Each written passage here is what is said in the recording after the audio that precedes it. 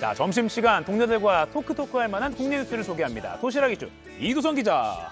굿모닝 에브리원. 이거 월드클래스 인사를. 네. 월드클래스 인사 지금 긴장하고 있는 나라박 소식 전해드리는 월드클래스 이은주 캐스터도 인사해 주시죠. 안녕하세요. 저 평범하게. 근데 이거 뭐 10% 네. 가보자고 이거 뭔가요? 우리 상암동 클래스. 네. 시청률 10% 가보자고요. 아, 좋습니다. 아직 가보자고. 저희 10%가 아직 안 됐었나요? 아, 예, 죄송합니다.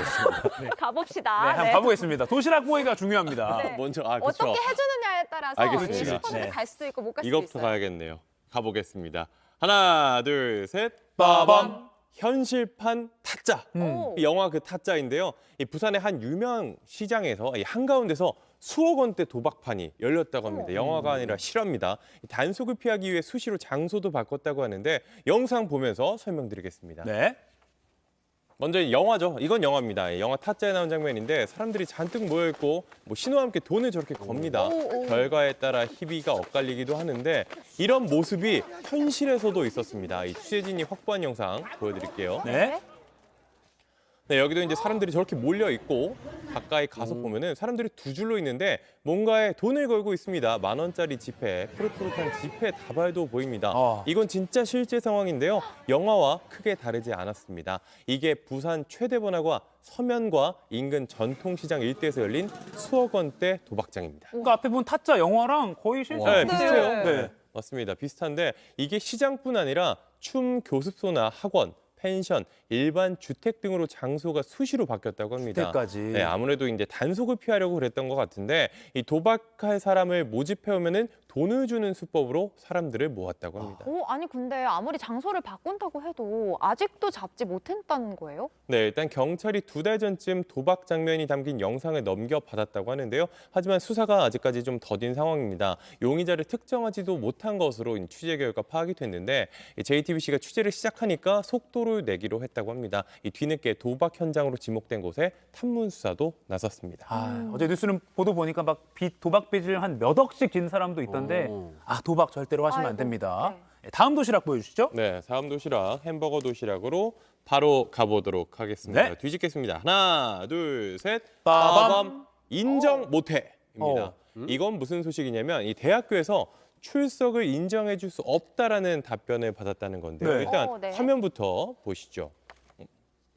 네, 한 대학생 온라인 커뮤니티에 올라온 글입니다. 제목 딱 써 있죠. 이 조부상 출결 인정 안 된다 하신 교수님. 이게 12월 23일 날 한 2주 전쯤 올라온 거네요. 이게 연세대학교 신촌 캠퍼스 자유 게시판에 올라온 겁니다. 네. 제목 그대로입니다. 이 조부상을 당했는데 출석을 인정할 수 없다라고 이 교수님이 했던 것 같아요. 그런데 밑에 보니까 방금 나온 장면이에요. 지나갔는데 이 교수님 본인은 반려견 임종을 지킨다고 이제 휴강을 했다. 뭔가 좀 그렇다. 지금 나오죠. 강아지 임종 지킨다고 휴강하셨음. 뭔가 뭔가 좀 뭔가임. 저 점에서 그런 감정이 좀 느껴집니다. 예. 네, 저도 이걸 봤는데 일단 저런 내용의 글이 온라인에 올라왔다. 이 사실이고 연세대 측은 이 글의 사실 여부가 확인되지 않았다 이렇게 입장을 아직까지 밝히긴 확인되지 했습니다. 않았다. 그랬죠. 네, 일단 저런 주장이 올라왔다 정도로 이해를 하면 될 것 같은데 근데 보통 가족상 당하면은 결석해도 출석을 인정해주지 않나요? 그렇지 않나요? 저는 이제 대학교 때 이제 할머니가 돌아가셨는데 네네. 그때 이제 관련 서류를 내니까 그냥 해주시는 분들도 믿고 해주시는 분들도 있고 서류를 내면 보통 출석을 인정을 해주는데 네. 이 작성자도 교수가 출석을 인정해주지 못한다고 하니까 학과 사무실에 직접 문의를 했다라고 합니다. 그랬더니 돌아온 답변이 이거는 교수 재량이다라고 재량이다. 했다고 합니다. 네, 이게 연세대 학사 이제 규칙 같은 걸 보면은 내규에 본인과 배우자의 조부모 사망 시 장례일까지 2일, 그러니까 이틀을 출석을 인정할 수 있다라고 되어 있는데요. 이게 해야 한다가 아니라 할 수 있다라고 되어 있기 때문에 교수가 만약에 난 하기 싫다 인정 못한다라고 하면은 인정이 안 된다는 거죠. 하기 싫다라고 하는 사람이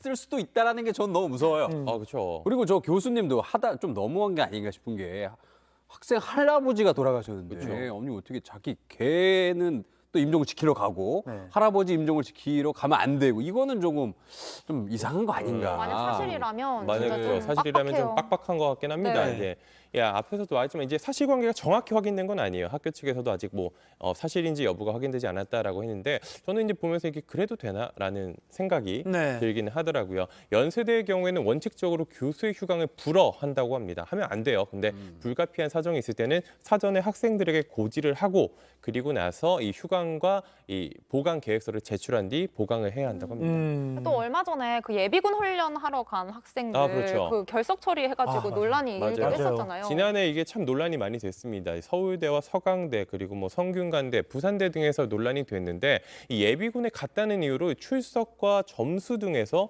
불이익을 줬다라는 거예요. 내가 가고 싶어서 가냐고요. 그렇죠. 잡혀가는 건데. 젊으니까 사실 싫어도 가는 그거를 건데. 불참하면은 이게 나중에 벌금이 나올 수도 맞아요. 있는 맞아요. 그런 문제잖아요. 그러니까 논란이 커지니까 이 국방부가 직접 나서기도 했습니다. 이거 명백한 관련법 위반이다.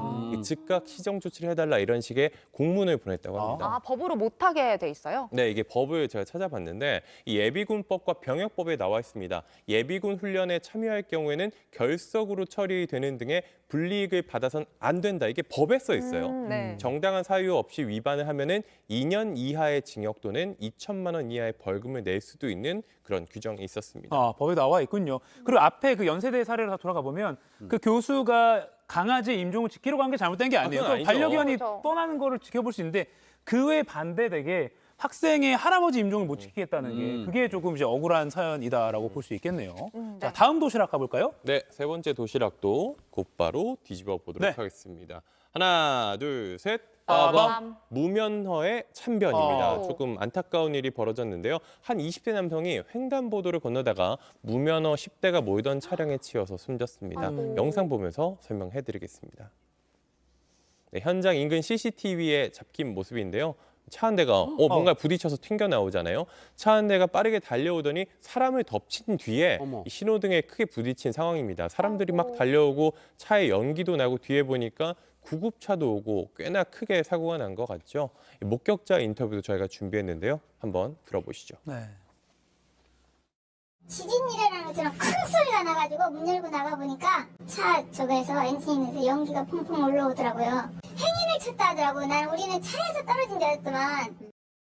네, 이게 충남 공주 종합터미널 앞에서 난 사고인데 차에 치인 20대 남성은 병원으로 옮겨졌지만 끝내 숨졌다고 합니다. 이거 너무 안타까운 일인데. 근데 운전자가 무면허의 10대라고요? 맞아요. 어떻게 차량을 몰 수가 있어요? 이게 원래는 안 되죠. 네. 운전자가 예. 만 16세인 것으로 알려졌습니다. 네. 면허를 딸 수 있는 나이도 아니에요. 예. 면허를 못 따요. 그쵸. 그럼 당연히 차량도 본인 명의 차량이 있을 수가 없겠죠. 예. 저 차 본인 차도 가족의 차도 아니었습니다. 차량 공유 플랫폼을 통해서 어머. 빌려서 어머. 승용차를 지금 망가진 저 승용차를 운전했다고 합니다. 그러니까 그 지점인데 그러니까 무면허 미성년자가 어떻게 차를 빌려요? 저도 몰랐는데 네. 이게 참 문제더라고요. 이 친구 부모님의 휴대전화를 이용했다고 합니다. 이게 비대면 인증을 통해서 차를 빌릴 수가 있는데 이게 인증만 거치면은 휴대전화만 있으면 돼요. 이 휴대전화가 차량의 키 역할을 하기 때문에 네. 운전자가 누군지 상관없이 비대면 인증을 받은 그 휴대전화만 있으면 운전할 수 있다는 겁니다. 이 경찰은 사고를 낸 A군을 입건하고 과속과 신호 위반 여부 등을 조사할 방침입니다. 아니 이거는 분명히 문제가 있습니다. 이거 이렇게 계속 두면은 이런 일 또 일어날 수 있는 거잖아요. 그렇죠. 오늘도 내일도 사실 일어날 수 있는 일입니다. 네. 이게 네. 개선되지 않는다고 하면요.